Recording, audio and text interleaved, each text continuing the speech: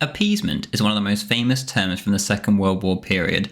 Most people's knowledge of the time doesn't extend past D-Day, Pearl Harbor, Stalingrad, or perhaps the Battle of Britain, but for some reason, the term appeasement has also stuck in the public lexicon. Whenever the word is mentioned, it is absolutely always negative. The man most associated with the term, Neville Chamberlain, has gone down in history in an extremely negative light too. But is this justified? Was Neville Chamberlain really some kind of naive idiot? Was appeasement really such a bad policy? What even is appeasement? Firstly, the context.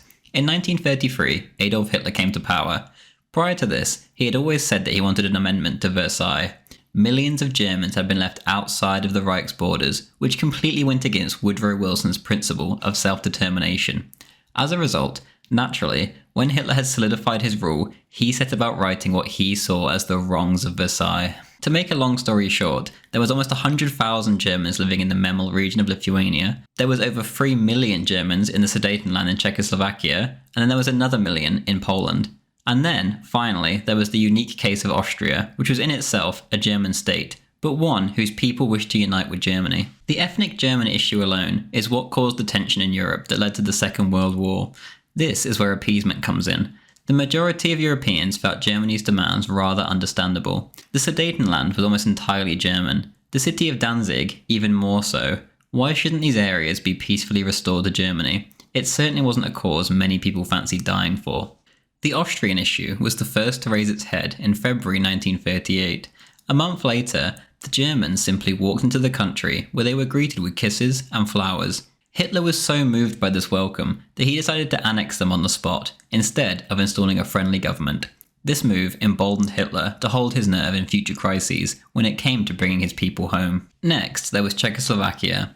Czechoslovakia was a strange state in which there was actually more Germans than Slovakians. The Czechs themselves didn't even make up a majority of the population, and ever since the Sudeten Germans were annexed in 1919, it had been a troubled relationship.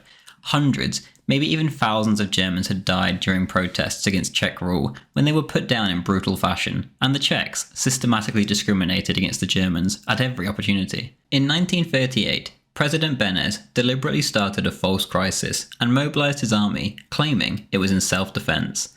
Newspapers all over the world wrote stories about how little democratic Czechoslovakia had scared Germany back into her cage, and Hitler was made to publicly proclaim that he was not going to invade. Hitler wasn't done, however, and he was determined to see this crisis through. This is where the term appeasement is most known. After a lengthy crisis, Neville Chamberlain chose to intervene, and he had a bright idea. Rather than causing a war over a border region full of Germans wanting to return to Germany, why not simply arrange with Adolf Hitler himself to have the area peacefully return to the Reich? Hitler, of course, was happy to hear this, despite his wish to crush Czechoslovakia as an act of revenge for all they had put the Sudeten Germans through. History has recorded Chamberlain's idea here as backing down to superior force and just giving Hitler what he wanted, whatever the cost. But who wrote this history, which is now so accepted? Above all others, the answer is Winston Churchill. But is he so squeaky clean? Were his motives so noble? The truth is that Chamberlain was doing the right thing, not Churchill. In 1938, Winston Churchill's relationship with a shadowy group named The Focus, located in the City of London, came to the forefront. This group was entirely dedicated to bringing about a war with Hitler. They detested Hitler on a personal level and would go to any means to take him down. Churchill was quickly given millions of pounds so that he could rescue himself from bankruptcy. His end of the deal was that he had to agitate and bring about a war, which he duly did. He set about his task with delight, and during the 1938 crisis, he tried to turn everyone against Chamberlain at every turn. When Chamberlain returned home after his final meeting with Hitler, Churchill said, quote, "All is over. Silent, mournful, abandoned, broken Czechoslovakia recedes into darkness. We have passed an awful milestone in our history, when the whole equilibrium of Europe has been deranged, and the terrible words have for the time being been pronounced against the Western democracies. Thou art weighed in the balance and found wanting." End quote. But is this really an even remotely logical way of viewing events? The Sudetenland was a territory with an absolutely overwhelming German majority of over 90%. It has historically been German land, and Czechoslovakia had no claim to it, except for that it was defensible. Such a claim is silly, as the same argument can be made by the Germans, in even stronger terms, as their people actually lived there. In what way is allowing Germans the right to self-determination plunging Czechoslovakia into darkness? In what way is that an awful milestone in history? The simple answer is that Churchill was talking nonsense, and at the time, this was how the vast majority of the public, and indeed those in Parliament, felt. They felt, am I right in thinking, that Chamberlain's policy was nothing but righting a historical wrong? On what planet was this a cause worth sending a generation of young Brits to die for? Churchill impotently raged against Hitler after the crisis. The truth is, he had no logical leg to stand on. Appeaser is simply a buzzword, much like fascist or racist is today. There is simply no logical meaning behind the words, but they're effective nonetheless. Framing Chamberlain and anyone supporting his policy as weak and as if they are cowards backing down to superior force is an easy way to turn people against such a policy. Instead of the noble, righteous task that it was, the people were slowly turned over to Churchill's way of thinking. He framed it not as Germans rejoining with Germany, but as Hitler's grand plan for evil world domination. All the while, the British Empire ruled over hundreds of millions of foreign subjects. The comparison is almost comical to think about.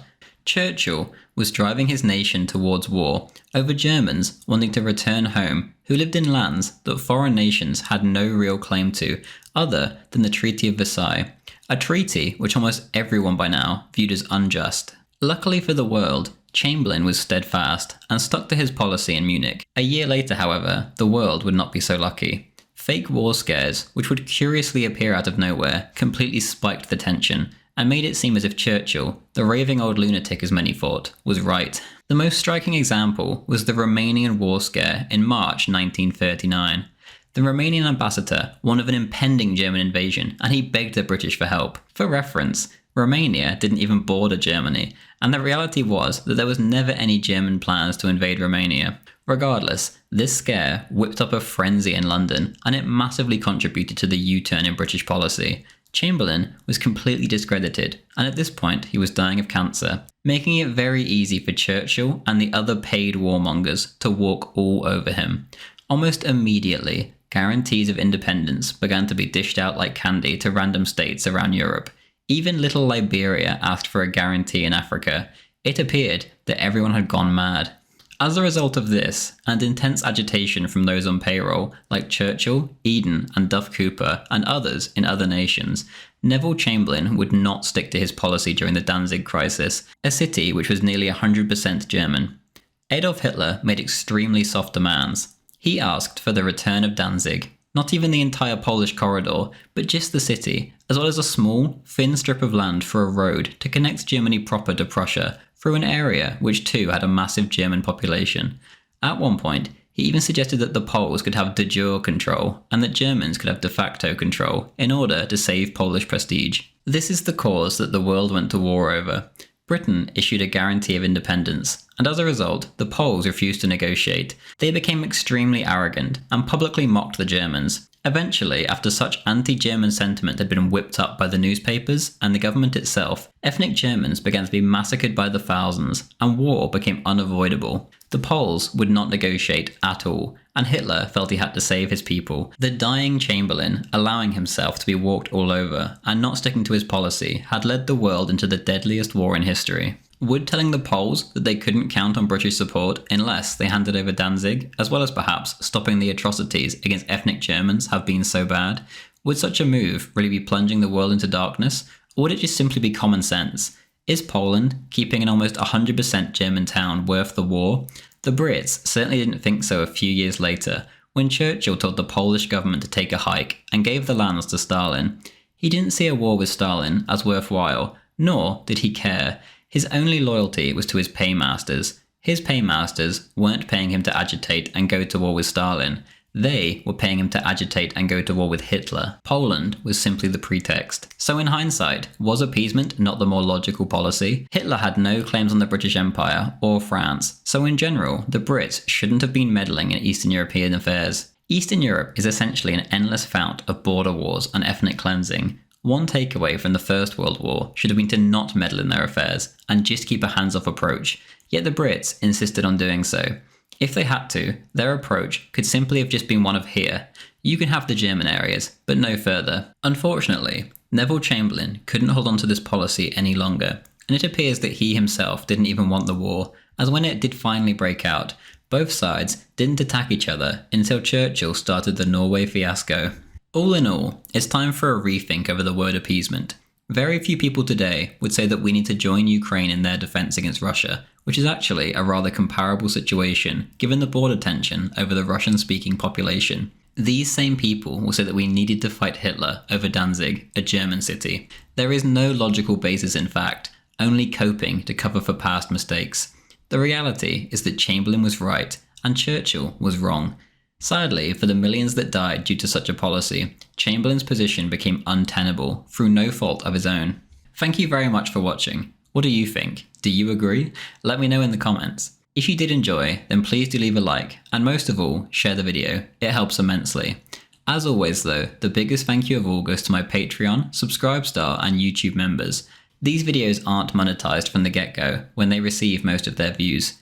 Instead, I need to wait for a manual review, and as a result, the vast majority of my income comes from these subscription sites. Without them, I wouldn't be able to do this as a full-time job, and I can't thank everyone who chooses to subscribe to them enough. If you do enjoy the videos, want to join our Discord, our weekly Hearts of Iron 4 games, or our Minecraft server, then please do consider signing up in the links in the description. Even the $2 tier helps more than you can possibly imagine. Thank you. Thank you to Lobster to You, Darway Lololol, Sigmar, Emperor Titus, Luke David Murphy, Chechen Natsok, Anton Berglund, Levi E, Friendly Brian, Mr. Malabar, Bushak, Firefly Enterprise, Henry Unruh, Evan Brightfield, Chef Jeff, Ethan Winstanley, Wunderwaffe, Mr. Bloom, Gav D, Gaiz Longanese Hanno, JD, Green Rebel, Angus Roxburgh, Rocksaka Too Heavy, Alexios Podcast Watcher, Citadel, Haste, Bojan M, Rick Me, Mr. Gaming, Cameron, Sludwig 1919,